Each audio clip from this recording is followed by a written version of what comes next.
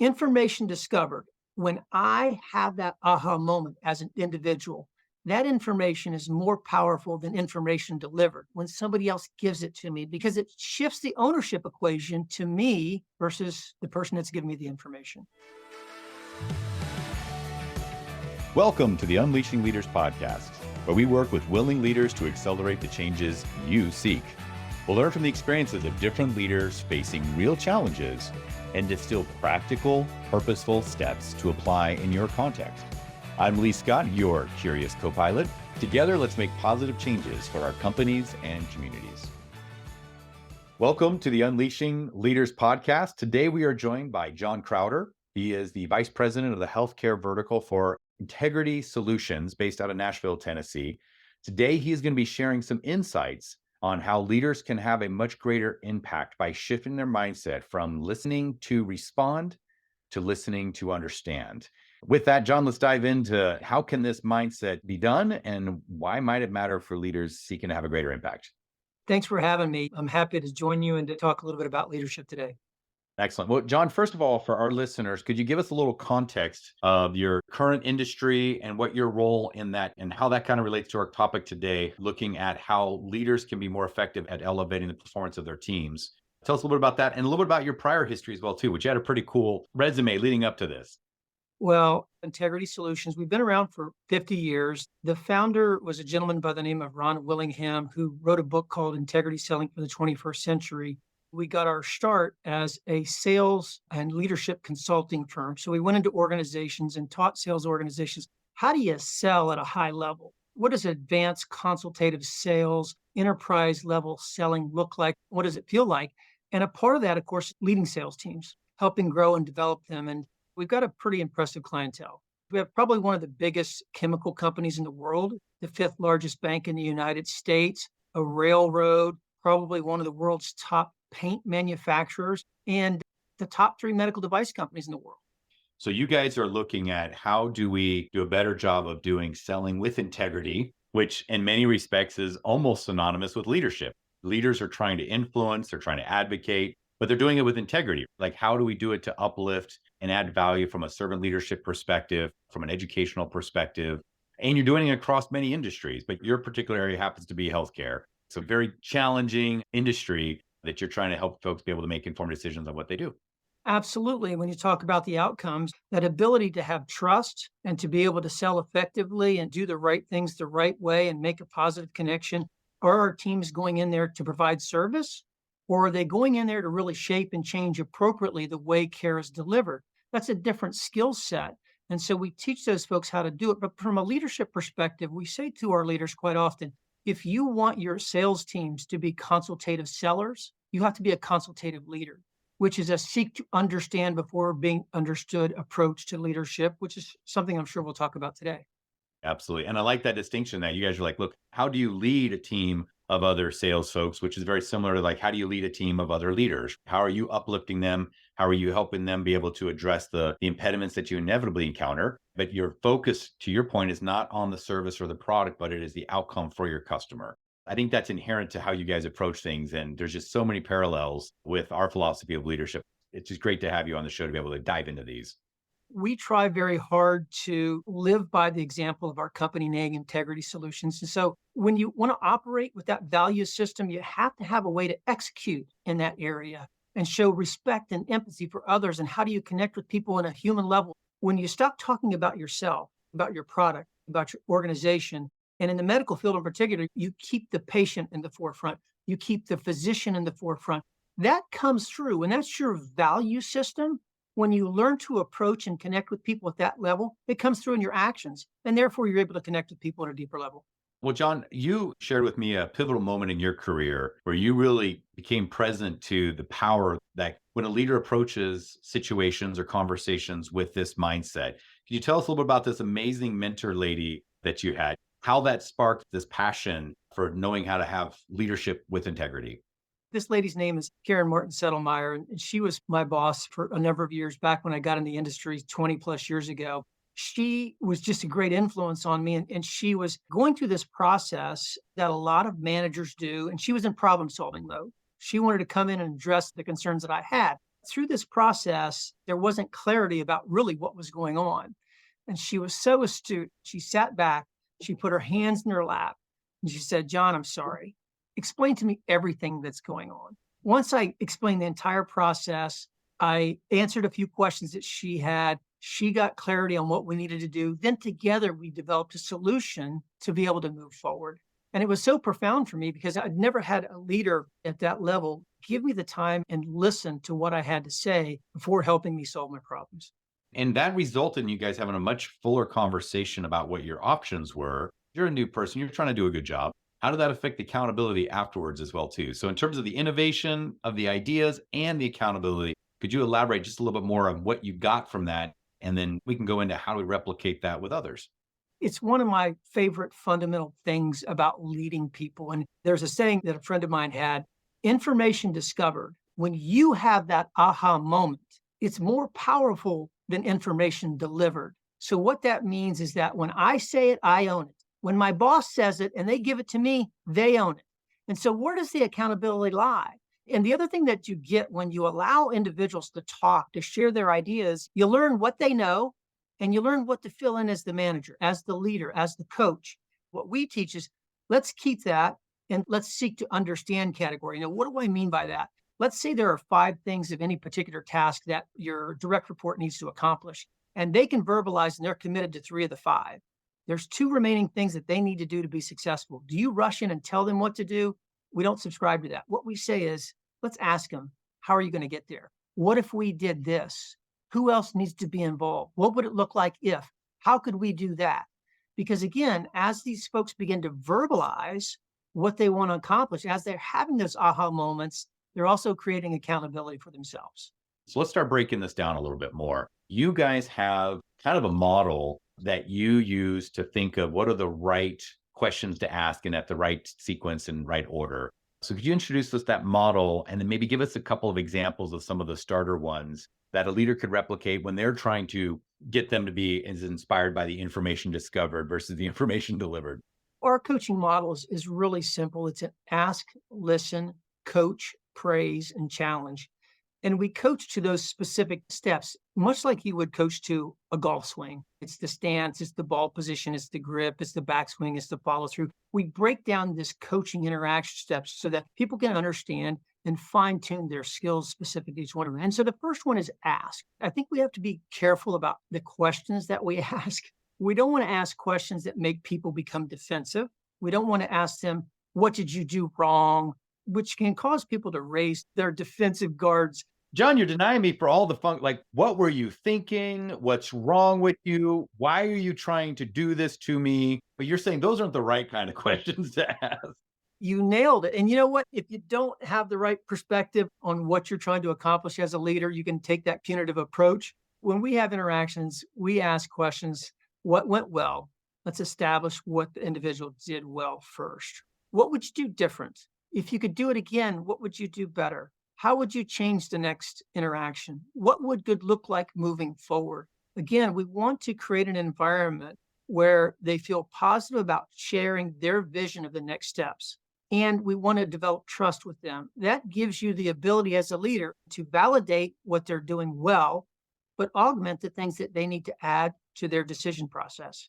You would think you're like, well, of course, if you ask the question, you have to listen. But a lot of leaders don't get that part right. You start thinking about what you're going to say instead of listening for what they are saying. So what are some things that you do to keep your focus in the listening mode after you've asked one of those powerful questions? I think a lot of it starts with what your belief system is about what leadership is. And we have a congruence model that we teach that helps leaders get in alignment with what is true leadership. If your belief system is that leading people is telling them what to do, then you're going to listen to respond. We want people to have a leadership value system that they're trying to grow and develop the performance of others. And that means when we listen to understand. And it's amazing. It's a little tweak and it sounds simple, but the impact that it has on the people that you're coaching is remarkable because they're going to be able to sense really quickly. You're listening to respond to tell me what to do, or you're listening to understand the situation and then dialogue through what the solution is. it impacts trust. And we know that trust is an important factor in any good relationship. And so one of the ways you can convey that trust is through listening to understand. One of the theme across a lot of our conversations is this notion of limiting beliefs. And you just named a really powerful one. If your belief of leadership is the value I bring is through the information I put in, well, then that's going to result in a listening that sounds like listening to respond. Whereas if I just try to use willpower to change that and just say, no, no, no, really this time, listen to what John's trying to say. In the moment, the stress, the addiction is going to be so strong, you're going to go right back to listening to respond. But I heard you say a different belief. So it really starts with what your view of leadership is. So if my view of leadership is I'm telling people what to do, I'm listening to respond because you give me an answer and I'm going to tell you what you need to do to fix it. That's different than helping people grow and to develop into new skill sets, new positions, new opportunities. So then I want to listen to understand, evaluate where they are in the process, where the blind spots are through this dialogue of question and answer so that they have ownership in it. That's how we grow and develop people. People don't grow and develop by us telling them what to do. We have that preconceived belief, and a lot of first frontline managers do that. Managing people and telling people what to do is a foundation of overall leadership, but that's not how we grow and develop people. We grow and develop people through having them understand, how do we do it better? When the how comes from me, I'm managing them. The how has to come from them. And once we've established how do we get better, they own that. And then we augment what that plan looks like through this dialogue phase. Great distinction. And then once you truly believe that your value is to help them grow, that's an unlimited energy source. And all this innovation and all this collaboration is now possible. Give us a practical example of it. So your environment is you're helping organizations that are trying to reach more of their customers to get the benefit of whatever service or product that they're providing. And they've got a sales team that's out there trying to educate their customers. And maybe that sales team's struggling to hit their performance marks. So they're not converting the opportunities, not generating the leads, whatever the impediment is, right? So let's just take the ask listen model by itself. I'm a new mid-career sales agent and I'm struggling. I'm not bringing the right energy to the equation. Let's model a little bit of what that would look like. So what would be an opening question you have for me when you're trying to help me reach more customers with a product that I do know is good and is valuable and has got worth? And then what might the listening be and what might that dialogue look like? I think if folks got to see an example of it, that'll really make these principles come alive. One of the things that I would say is there are a lot of people in medical sales that are lay people, really sharp, established college graduate individuals, but they're not licensed practitioners. But yet they have to go in and talk with the chief of cardiology or the chief of surgery or the chief of emergency medicine about their product, how it may apply to the care of their patients. And you can imagine that that's intimidating. I have to go in and have a conversation. So I believe in my product. I believe in the value of what we do. I'm committed to it, but I don't want to interact because I don't believe I can have that conversation with this particular provider. And so the question might be, let's understand, what is the obstacle? What is your fear? What is your concern? And then, okay, what's it going to take to help you get over that? What would good look like? Who's the best person? What resources do you need? What can I do? What would this look like at the end? Now, they may map out a nice plan, but they may not be familiar with the resources or some of the support that we can give them. So we said, okay, that's great. What if we did this? How would that help you? And of course, we have to set expectations around that and then benchmark that. Did we overcome this? Do we see the conversations come that we need to have to be able to advance the use of our product appropriately? It's basically a variation of the imposter syndrome. Like, hey, I'm not good enough to be able to share this good idea. But this pattern, John, could equally apply to a mid-level manager trying to advocate for a process improvement to a higher level manager, or a manager that's in a different chain of command, so to speak, or for somebody on the front line who's trying to influence somebody on another side of the line to do something different and they don't have that authority. So anytime there's that leading up, this pattern emerges. And I think leadership is not mostly down. Actually, a lot of leadership is leading to folks who we don't have direct authority over. We may not even necessarily have a higher classification than them. This pattern, I think, is way more universal than what we're talking about here, but it's such a great example of it. So when you ask the questions of them, what does an answer look like? And then how do you avoid the temptation to just say, get back in there and get it done? How would you overcome that? It really comes down to, are you trying to convince somebody of something? Think of the pressure that puts on an individual. I am a layperson that's going in and convinced this chief of cardiology to use my product to the magic of my words. They're going to laugh me out of the office. So let's reverse the equation. Let's not put the pressure on ourselves. And I'm not trying to put a pressure on the physician or who I'm managing up to as well, but with sincere desire to understand where are you and where do you want to be? What would good look like? How do we get there? How do we work together? Now, all of a sudden, the pressure is not on me to try to convince you to do something, but the sense of accomplishment and satisfaction I get when I understand what your problems are, what your view of the future is. Now I can help you get there. Which would you rather be known as? Somebody that provides great service to your account or somebody that's a great problem solver for your account? Which one would give you more energy? Which one would feel like you're being more accomplished and more successful? I want to be the change agent. I want to be the problem solver. And so when I get to that point, now my energy goes up because the value proposition that I deliver is very different. This is what happens in our industry, and it happens to managers as well. When people believe that the value that they bring comes through the information they provide, once they've provided that information, it's gone, how about this? The value that I bring are through the solutions I provide. But I can't offer you solutions unless I know what your problems are and I know where you want to go.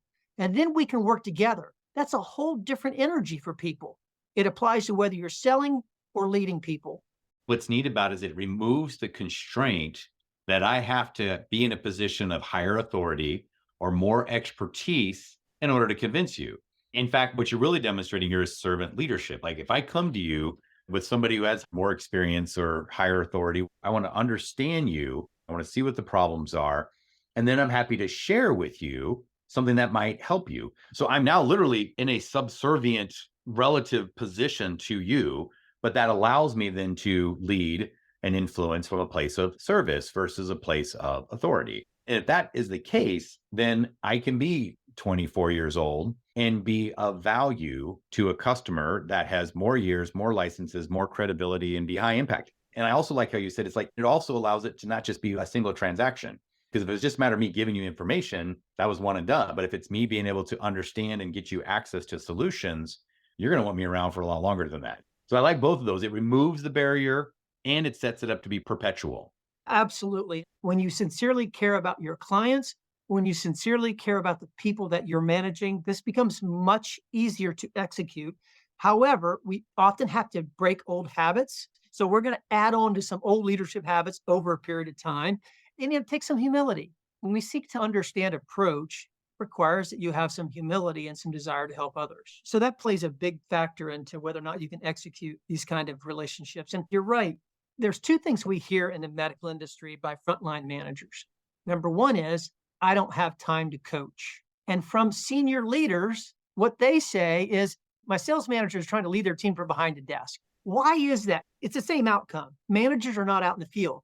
And the reason is this: if I think the value I bring is through the information I provide, and I've got a tenured sales rep out there and I've already told them 6 times how to do their job, I've got no more value for them. So the value I can bring to them is, let me be your administrative assistant. So I'm going to become the administrator. That's because I don't know how to take them from where they are to where they want to be from a developmental standpoint. When managers learn to make that switch on how to grow and develop people, they will spend more time in the field because they feel better about the value they bring. That is super powerful. Do you find that this is a learnable skill? Do you find folks who have been reinforced and successful to a degree based on these alternatives? Like, yeah, they are super knowledgeable and they've been rewarded and elevated and promoted because of that expertise. Or do you find that actually through some dialogue and maybe experiencing it directly, that this is a learnable skill? Absolutely learnable. And what I would say is most effective leaders that I know, number one, is they're sincere, they care about others. They realize that the success of the leader comes through the success of others. I think the other part of it is they're hardwired to be continuous learners. Again, they have that humility about themselves. I was listening to a leadership podcast the other day, and oddly enough, this leader leads 400 people, said he is learning how to listen to understand because he has had a listen to respond process his entire leadership career. Tenured guy, advanced in his career, leading 400 people, and he's had that aha moment. And you know what? How in tune is he going to be when he interacts with others? And that skill now comes out because when I put it out in the universe, I own it now. I'm going to be a great listener and I'm going to listen to understand. We're going to evaluate before we decide what the plan is moving forward. Yeah, I find it can be a career limiter where maybe early in your career, you're being advanced and promoted based on your knowledge and your ability to perform. But then you reach a certain point where it almost becomes impossible with the rate of change and how quickly things are evolving for you to be the resident expert when you're not doing that thing every single day. And so there's this knowledge inversion. And what he's seeing is like, all right, in order for me to be able to go beyond where I'm at, I got to make that switch not only because it works better, but because it's just physically impossible to be the person over 400 people where you know more than all 400 of those people. Like that's just not going to happen. And that's where the humility kicks in. And it's so liberating, John, because you're like, if you don't have to be the expert in everything and you're not feeling like you have to, and they're not expecting you to be, well, then we can be sincere and authentic and even vulnerable. I can say like, you know what? I actually don't know the answer to the challenge that you're facing right now. But you know what I can do is I can help you work together so we can figure out a solution to it. And it might be one that nobody's ever done before. And then we can share with everybody else and we'll both get credit for it, right? But I think the reality is that whether you're doing it or not, you'll reach a point where you just can't do it anymore. And maybe that's when the breakthrough finally happens. One of the exercises that we take our development candidates through is really cathartic for them. And think about a time when somebody saw something in you that you didn't see in yourself. What did that make you feel like when you grew beyond your boundaries of self-belief? The encouragement, the vision that you didn't see in yourself and they saw in you. Now, how do you multiply that? How do you execute that for those that report to you? How do you make them have that feeling? How do you give them that growth and that development? What does that do to trust, relationship, retention, productivity? All of those things increase when you learn that skill, when you show that belief in others that you can do more than what you're able to do. And it's not going to get there by you telling them. Here's the other piece I want to just make a quick caveat on. We can't create an environment where people are afraid to fail. Failure is an opportunity to learn. And when we shut that down, people will revert back to what their self-belief is. They'll stop growing. They'll stay in their comfort zone. We want to get them outside of that comfort zone. And unfortunately, making mistakes and being able to do things better is a part of that growth process. Let's not take that away from them. I'm teaching my younger kids right now, John, to play Risk. Did you ever play that? I loved it when I was growing up. So rediscovered it recently. And to your point, it's not that you never give information, but that you run out of that pretty quickly and you want to switch into then being able to listen to understand, right? So gave him some minimal instructions on the game. But if I just kept talking about all the permutations and all the strategies and all the nuances, there was nothing more getting in their heads. So it's like just enough. So they're like, okay, let's play. And so then we throw the little armies out on there. So then the first time they played, there was no strategy. They didn't know. It was just devastating, which was really the point of this whole exercise. At first, they were really frustrated. I was like, no, time out. Look, you guys made some mistakes. And so now the very next game, his placement of his troops has evolved.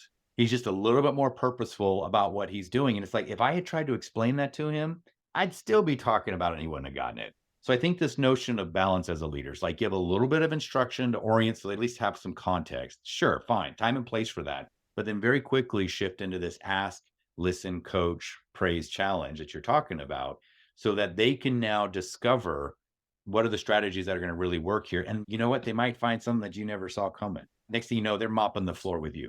You learn so much by doing. It's a part of medicine, right? They let the residents and the young physicians actually do the procedures because in the teaching institutions, it's how they learn. That's why they call it practicing medicine. They're not doing medicine, they're practicing, which is a little scary when you're the one under the knife. The good news is every place I've ever been, they have great attendance, making sure that things are done the right way. Telling people what to do from a compliance, from an HR, from a legal standpoint is a part of being a leader. Growing and developing people are different skills, getting them to not be afraid to fail, giving them responsibilities beyond their current level, and then telling people what to do as management, having them understand how to do it, not telling them how to do it, because then I'm reverting back to management. How do we get better? What does good look like? What would you do next? Those are how type questions to get them to verbalize it. And then the third piece of it is leadership. And it's the why is it important that we do it this way? Why is it important to the patients? Why is it important to the physicians? Why is it important to the hospital? Why is it important to your organization? Why is it important to your team? And why is it important to you? Why is it important that we sell with integrity? Why is it important that we lead with integrity? What do we get when we are good listeners? That ingrains the behavior into their value system. It's telling them what to do when that's appropriate, helping them to grow into how to do things better, and then tying it up with the why so that you can secure that development behavior over time. Outstanding. That is a great recap right there. John, this is all fabulous. If you were to summarize, what's one aspect of being an unleashed leader to you? I think back of the leaders that touched my life and how powerful it was and how hard you wanted to work for them because of the belief and the faith and the encouragement that they gave to you. It is a attitude that I aspire to lead by and represents a part of an organization that I want to be a member of. It's those kinds of leaders that I think are unleashing the ability, not just with themselves, but the people that report to them. Fabulous. I'd subscribe for that. Sign me up, my friend. Well, John, it has been great to have you on the show. Is there anywhere that people could follow up with you and find out more about what you guys are doing, or maybe reach out to get access to this amazing integrity selling model across industries? They certainly can visit our website at integritysolutions.com. And if they wanted to reach out to me, I certainly can be reached through my LinkedIn. It's John Crowder, and you can probably find me under Integrity Solutions in there somewhere. I don't know how many John Crowders are out there on LinkedIn. My email address is jcrowder@integritysolutions.com. Wonderful. Well, thank you for being so generous with your time today and sharing some insights that you are well compensated for providing these other organizations to give everybody on the show here a taste. John, was there anything else you wanted to share before we wrap, something that was on your mind? Just appreciate the opportunity. I think there's a huge need now more than ever for strong, effective leadership. The number one reason that people leave an organization is because their boss. And these companies know that there's a price to pay for that. When we give them the development that they need for production, the employee engagement, retention, all improve. So if you've invested in hiring a lot of good salespeople, invest in your leaders and helping them stay and be more productive. Fabulous. Thanks again, John. Thank you, Lee. Thank you for joining us today on the Unleashing Leaders podcast. Subscribe so you don't miss a moment that could be the key to your next breakthrough. Let's stay connected and contribute together by grabbing that @Unleashing Leaders handle on LinkedIn, YouTube, or your favorite network. This is Lee Scott. Keep learning, loving, and leading. Our future and our communities are counting on us.